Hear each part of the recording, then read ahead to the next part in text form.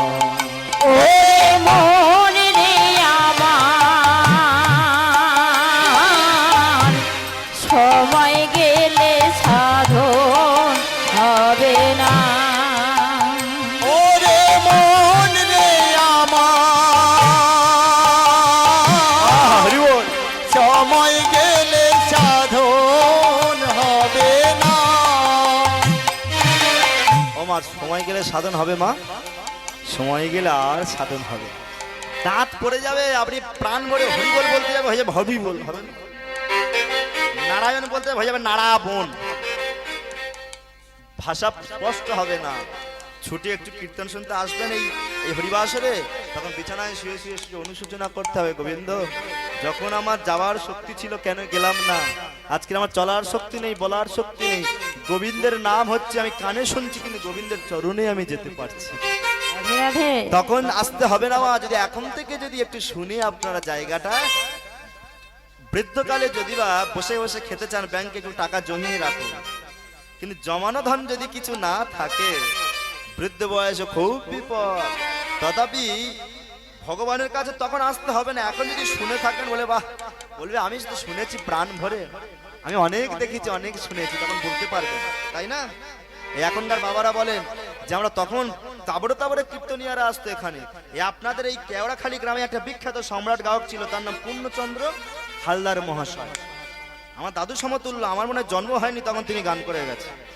আমার দলের যে স্টাফ দেখছে ওই দাদা ওনাদের সঙ্গে গান বাজনা তখন করেছেন, উনিই বলেছে এই গ্রামে ওনার বাড়ি। তখনকার দিনে একটা সম্রাট গায়ক তারা আর আছে, আর আমাদের সেই কি দুঃসাহস নিয়ে তার গ্রামে কীর্তন শুনতে এসেছি, করতে এসেছি। তার আত্মা যদি আশেপাশে থাকে বলে বেটা তুই কি গাছ আজকে দেখ। তাই তো কবি বলেছিলেন সময় গেলে সাধন হবে না। ওরে মন রে আমার সময় গেলে সাধন হবে না। ওরে মন রে আমার সময় গেলে সাধন হবে না। অসময়ে কৃষি করে মিছামিছি খেতে মরে, আছাময়ে কৃষি করে মন রে মিছামিছি খেতে মরে। বাবা আমরা বীজ কেন বুনি? বীজ হইতে অঙ্কুর হবে, অঙ্কুর হইতে গাছ হবে, গাছ হইতে ফুল হবে, ফুল হইতে ফল হবে, সেই ফল পাকলে আমরা আস্বাদন করব। কিন্তু বীজখানা যদি সময়ে না বুনি, অসময়ে বুনি, বীজ হইতে অঙ্কুর হবে, অঙ্কুর হইতে গাছ হবে, কিন্তু ফুল হবে না, ফল হবে না, সেই ফল আপনি আস্বাদন করবেন। তথাপি ভক্তির বীজ, ভক্তির যে বীজ এই দেহ জমিতে হৃদয় ভূমিতে যদি সঠিক সময় না বুনেন, আমরা অসময়ে বুনি, বীজ হইতে অঙ্কুর হবে। ভগবানের ডাকার কথা 25-30 বছর বয়সে, সেটা 70 বছর বয়সে গিয়ে ডাকবো, হয়তো হবে টেনে কষে, কিন্তু তাতে কোনো লাভ কি হবে? কোনো লাভ হবে না। তাই তো কবি বললেন অসময়ে কৃষি করে মিছামিছি খেতে মরে। আছাময়ে কৃষি করে মন রে মিছামিছি খেতে মরে। গাছ যদি হয় বীজের জোরে জোরে, ও হয় বীজের জোরে, ফল তো হবে না। সময় গেলে সাধন হবে না। ওরে মন রে আমার সময় গেলে সাধন হবে না। ওমা সময় গেলে কারো সাধন হবে না, তাই সময় থাকতে থাকতে সাধনা করতে হবে। হ্যাঁ তাই মা বেশি দেরি করবো না, সবার সময় সংকীর্ণ। চলুন প্রেম সে একটি করতালি দেবো, একটা ভজন আস্বাদন করবো, তারপরে চলে যাব ভগবানের কাছে। চলুন কৃষ্ণ না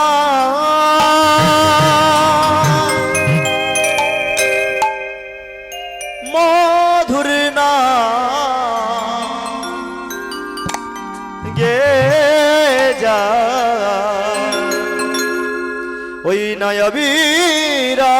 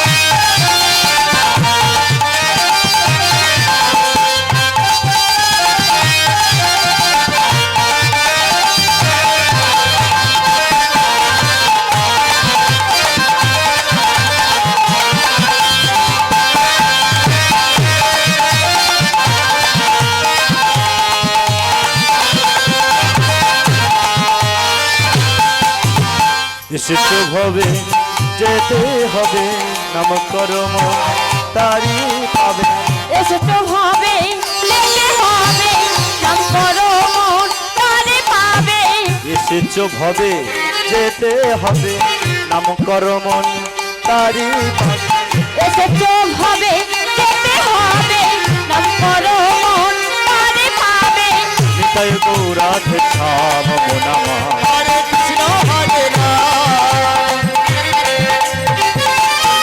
কৃষ্ণ নাম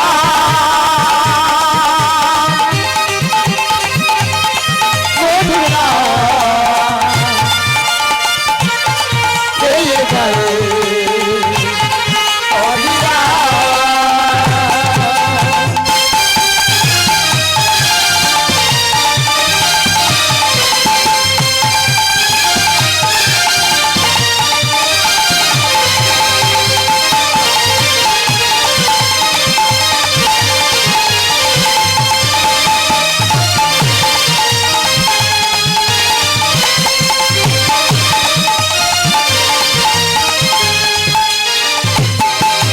শ্রী চৈতন্য নিত্যানন্দ শ্রী অদ্বৈত সীতা হরি গুরু বৈষ্ণব ভাগবতার গীতা চৈতন্য নিত্যানন্দ শ্রী অদ্বৈত সীতা হরি গুরু বৈষ্ণব ভাগবতার গীতা শ্রী চৈতন্য শ্রী চৈতন্য শ্রী চৈতন্য নিত্যানন্দ শ্রী অদ্বৈত সীতা হরি গুরু বৈষ্ণব ভাগবতার গীতা চৈতন্য নিত্যানন্দ শ্রী অদ্বৈত সীতা হরি গুরু বৈষ্ণব ভাগবতার গীতা হরি নাম হরি নাম হরি নাম হরি নাম হরি নাম সূর্য সম মায়া গভীর অন্ধকার যা কৃষ্ণ তাহা নাই মায়ার অধিকার হরি নাম সূর্য সব মায়া গভীর অন্ধকার রাখিছে তাহা নাই মায়ার অধিকার হরি নাম হরি নাম হরি নাম হরি নাম হরি নাম সূর্য সম মায়া গভীর অন্ধকার যা কৃষ্ণ তাহা নাই মায়ার অধিকার হরি নাম সূর্য সব মায়া গভীর অন্ধকার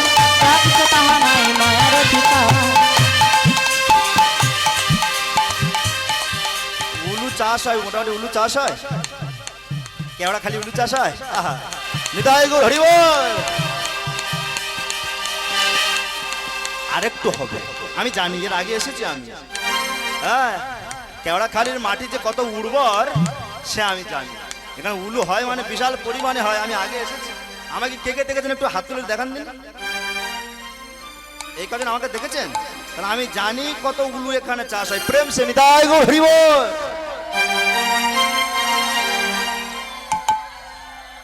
কি ব্যাপার বলো তো? উলু চাষ করে কি মানুষ কি একটু চাষ কি ভালো হচ্ছে না এখন ও অসময় বৃষ্টি উলু ঘাস পচে যায় আমি জীবনে শুনিনি বাবা চলো চলো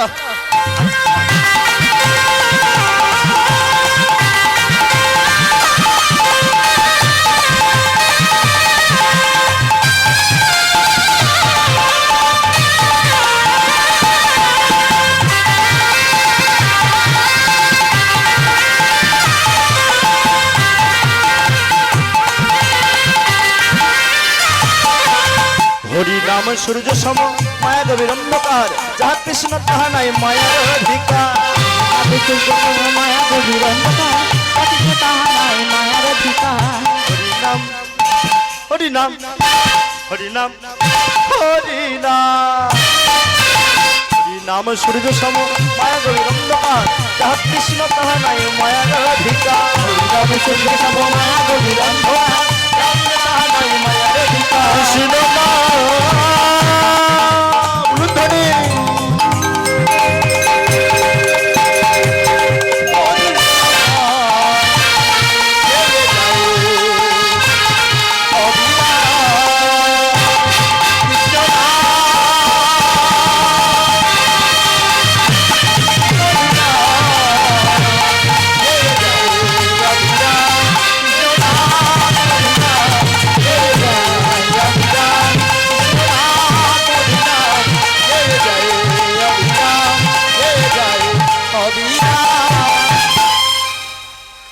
प्रेम से बोलिए राधा रानी की श्याम सुंदर की বৃন্দাবন ধাম কি ওপরে ব্যালকানিতে বসেছে তাদের কিছু হয়েছে কি কিচ্ছু হয়নি তো তাহলে এত অবহেলা ভাব কেন শোনা বছরে এই একটি বা দুটি দিন হবে আবার ঘুরে আসবে হ্যাঁ আবার আনন্দ হরিনামের মতো আনন্দ আছে পৃথিবীতে যে সুখ আপনি যে সুখ আপনি একটা 50,000 টাকা দামের গদি কিনে শয়ন করলে কিছুদিনের মধ্যে ডাক্তার বলবে তোমার পন্ডিলাইসিস আছে তুমি গদি তুলে চেটো বেঞ্চিতে শুয়ে পড়ো তাহলে সুখ পেলে না ভালো ভালো মিষ্টি খাবার খাবেন বলে তোমার সুগার আছে 650 বন্ধ মুরগির ঠ্যাং চিপবে বলে রিচ খাওয়া যাবে না হার্টের প্রবলেম আছে তো কিভাবে সুখ আপনি করবেন সব সুখের মধ্যে ভেজাল আছে নির্ভেজাল সুখ নির্ভেজাল আনন্দই হরিনাম এ কেউ বারণ করবে না হরিনাম করলে তোমরা সুগার হতে পারে তাই না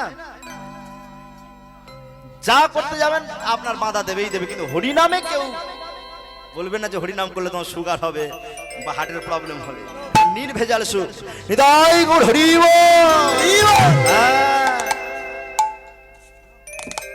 আজকের দেখুন মা আমরা একটা লীলার মধ্যে প্রবেশ করব ওই যে বললাম সময় খুব সংকীর্ণ হ্যাঁ গৌরহরির কথা আমরা অনেক শুনেছি গৌরহরিকে নিয়ে সবাই বলেওছে ছোট করে বললাম আজকে একটা কথা কি জানবেন এই যে আপনি আমি আগামী বছর কীর্তন হবে আগামী বছর কীর্তন হবে বড় করেই হবে পল্লব আসবে না পল্লবের থেকেও বড় বড় কীর্তনই এখানে সে কীর্তন করবে কিন্তু সেখানে এসে আপনি বা আমি এসে পৌঁছাতে পারবো কিনা সেটা সন্দেহ কীর্তন আগামী বছরও হবে সেখানে আপনি আসতে পারবেন কি সেটা সন্দেহ সব গ্যারান্টি জীবনের গ্যারান্টি নেই ওই যে বললাম 100 বছর পরমায়ু পেয়ে আমরা কি করতে পারি তাতে 100 বছর কেউ বাঁচবই না শুধু তাই নয় একটা কথা শুনলে অবাক হবেন যিনি 56 কোটি জীবকুল সৃষ্টি করেন যার কারখানাতে 56 কোটি জীবকুল সৃষ্টি হয় তিনি কে তিনি হলেন সৃষ্টিপতি ব্রহ্মা হ্যাঁ যার কারখানাতে আপনি আমি সবাই সৃষ্টি হয়েছি সেই ব্রহ্মার পরমায়ু মাত্র 100 বছর আপনারা এখানেই বললো পল্লব কি গাঁজা টাজা খেয়ে আসরে উঠেছে মানুষের আয়ু 100 যিনি সৃষ্টি করেন সৃষ্টিপতি ব্রহ্মার আয়ু 100 দেখুন বাবা সৃষ্টিপতি ব্রহ্মার মানুষের আয়ুর মধ্যে আকাশ পাতাল তফাৎ সত্য ত্রেতা দাপর কলি চারিযুগ সমষ্টিতে একটা দিব্যযুগ বলি 14 দিব্যযুগ এক মন্বন্তর 71 মন্বন্তরে ব্রহ্মার এক দিবস 71 মন্বন্তর সত্য ত্রেতা দাপর কলি চারিযুগ সমষ্টিতে এক দিব্যযুগ বলি 14 দিব্যযুগ এক মন্বন্তর 71 মন্বন্তরে ব্রহ্মার এক দিন তাহলে 30 দিনে মাস 365 দিনে বছর আর সেই বছরে ব্রহ্মা বাঁচবেন 100 বছর ভাবতে পারছেন আমার আয়ু আর ব্রহ্মার আয়ুর মধ্যে কত তফাৎ হ্যাঁ তাহলে ব্রহ্মার কথা বললাম যখন একটু তত্ত্বের মধ্যে ঢুকে গেলাম বিষ্ণু পুরাণেটা ব্রহ্মা কোথায় বাস করে একটু আপনারা জানবেন আমারা ব্রহ্মার বাড়িতে যাবেন যেতে চান কারা কারা যেতে চান না একটু উলুধ্বনি দিন তো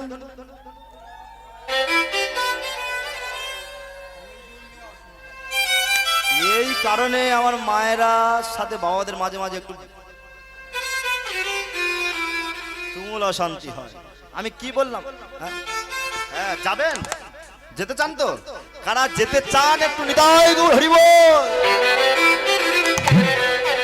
ব্যাস এবার জেনে নিলাম সবাই যেতে চান যেতে হলে অনেক সময় সাপেক্ষর ব্যাপার তবে ওইভাবে না গিয়ে আর একটা পদ্ধতি আছে, তো চলুন আমি নিয়ে যাচ্ছি, সরাসরি ব্রহ্মার কাছে চলে যাব। ছোট ছোট প্রশ্নের উত্তর দিলে ব্রহ্মার কাছে যাব। এই যে জায়গায় কীর্তন অনুষ্ঠান হচ্ছে, জায়গার নাম কি? কেওড়াখালী। হ্যাঁ, কোন থানা? কুলতলি থানা। কুলতলি থানা কোন জেলায় অবস্থিত? দক্ষিণ চব্বিশ পরগনা। দক্ষিণ চব্বিশ পরগনা কোন রাজ্যে অবস্থিত? বলুন, আমি নিয়ে যাচ্ছি ব্রহ্মার কাছে, বলুন। পশ্চিমবঙ্গ। পশ্চিমবঙ্গ কোন দেশে অবস্থিত? ভারতবর্ষ। হ্যাঁ, ভারতবর্ষ। এবার ভারতবর্ষ কোন মহাদেশে অবস্থিত? এশিয়া মহাদেশে। ঠিক। এবার এশিয়া মহাদেশ কোন গ্রহে অবস্থিত? আস্তে আস্তে বাচ্চারা, এশিয়া মহাদেশ কোন গ্রহে অবস্থিত? পৃথিবী গ্রহে। এবার পৃথিবী গ্রহ কোথায় অবস্থিত? বাবা শিক্ষিত এই পর্যন্ত হয়েছে, এর বেশি আর নয়। সৌরজগতে। হ্যাঁ, এইবার সৌরজগৎ কোন জায়গায় অবস্থিত? বলে এই পর্যন্ত নাসার বিদ্যে মোটামুটি শেষ। সৌরজগতে জায়গা অবস্থিত মহাকাশ, সেটা কোথায় অবস্থিত? যে জায়গাটা মহাকাশ অবস্থিত সেই জায়গার নাম ভূলোক। ভূলোক যেখানে অবস্থিত সেই জায়গার নাম ভুবলোক। ভুবলোক যেখানে অবস্থিত সেই জায়গার নাম স্বর্গলোক। স্বর্গলোক যেখানে অবস্থিত সেই জায়গার নাম জনলোক। জনলোক যেখানে অবস্থিত সেই জায়গার নাম তপলোক। তপলোক যেখানে অবস্থিত সেই জায়গার নাম মহালোক। মহালোক যেখানে অবস্থিত সেই জায়গার নাম সত্যলোক। গুনেছেন কটা হয়েছে? একটু গুনে হিসাব করে দেখেছেন? আরেকবার বলি, গুনবেন কিন্তু। ভূলোক, ভূলোক, স্বর্গলোক, জনলোক, তপলোক, মহালোক, সত্যলোক। কটা? 7টা। পৃথিবী থেকে ওপরের দিকে গেলে 7টা হলো। এবার নিচের দিকে চলুন। অতল, পাতাল, বিতল, সুতল, তলাতল, রসাতল, মহাতল। কটা? 7টা। সাথে সাথে আগেকার বাবারা দেখবেন ছেলে পিলের উপর রেগে গিয়ে বলেন, এক চড়ে 14 ভুবন দেখিয়ে। এখন কেউ জানে না আর বলেও না। হ্যাঁ হ্যাঁ, এই 14 ভুবন কোথায় অবস্থিত জানেন? বিশাল ফোনা বিস্তার করে আছে একটা সাপ।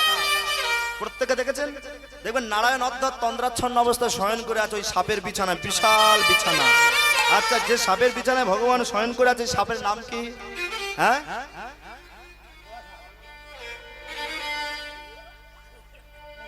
সাপের নাম কি রে? শুনতে পেয়েছো? এ বলে কানা সাপ।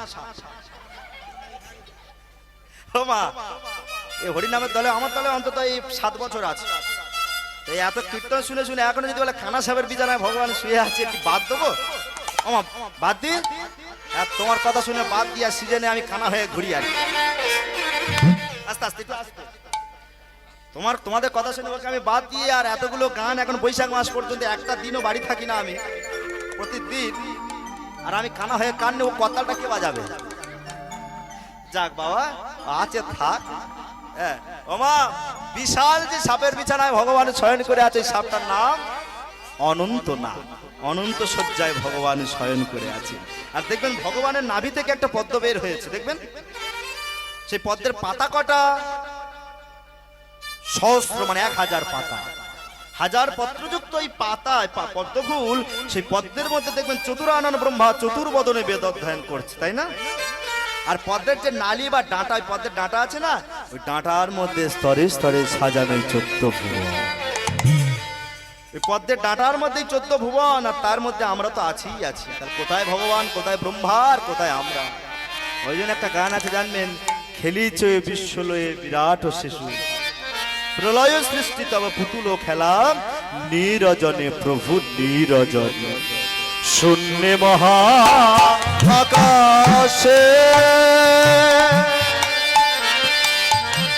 মগ্ন লীলা বিলাসে, শূন্যে মহা আকাশে মগ্ন লীলা বিলাসে, শূন্যে মহা আকাশে মগ্ন লীলা বিলাসে,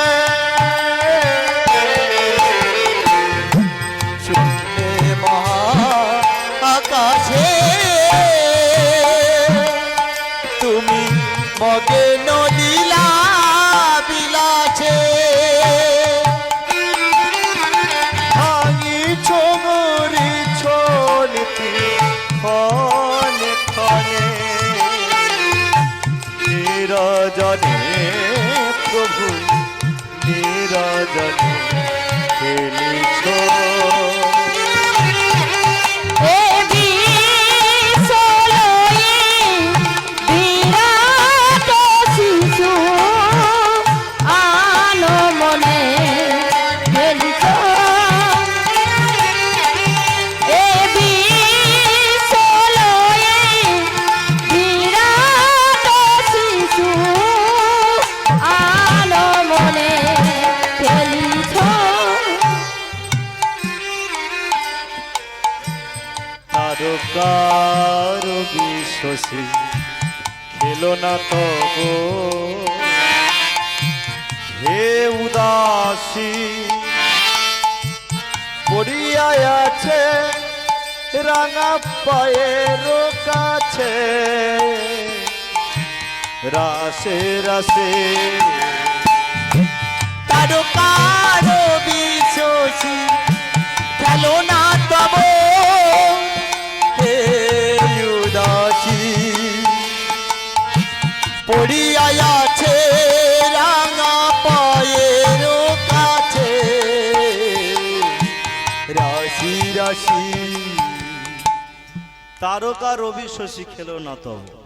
আমরা শিশু ছোটবেলায় ব্যাট বল ইত্যাদি কতকে নিয়ে খেলতাম, তাই না মা? ভগবান কিন্তু ব্যাট বল নিয়ে খেলে না, তিনি শিশু, তবে বিরাট শিশু।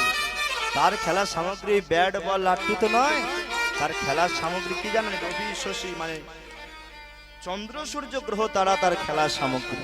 মনে রাখবেন, বৃন্দাবনের মাটিতে ভগবান যে খেলা খেলেছিলেন রাখাল বালক সেজে, প্রকৃতপক্ষে তিনি কি গরু তাড়ানো রাখাল?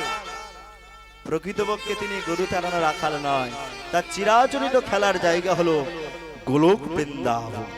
সেখান থেকে এসে এই বৃন্দাবনের মাটিতে মানুষের বেশ ধারণ করে নররূপে নারায়ণ খেলাটা খেলেছেন। প্রকৃতপক্ষে তিনি গরু তাড়ানো রাখাল নন, তিনি হলেন পরম ব্রহ্ম শ্রী হরি ভগবান।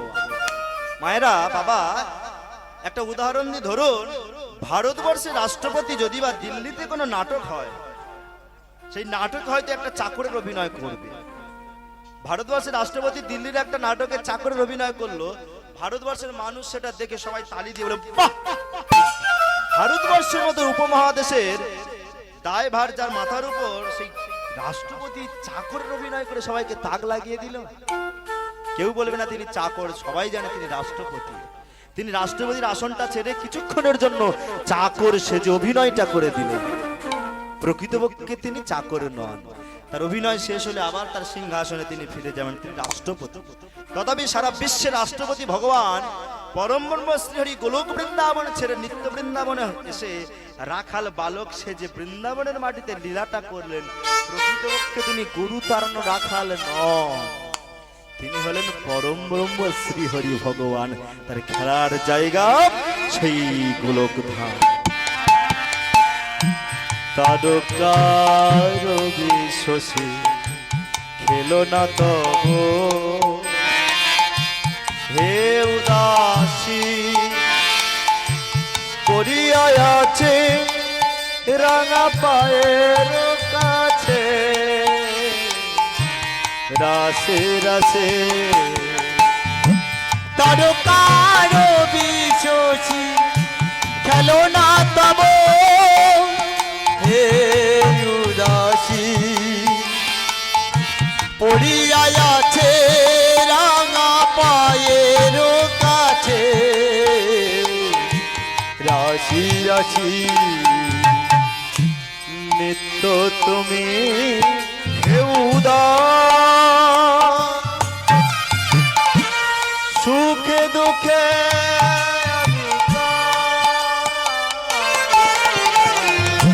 নিত্য তুমি হে উদাস সুখে দুঃখে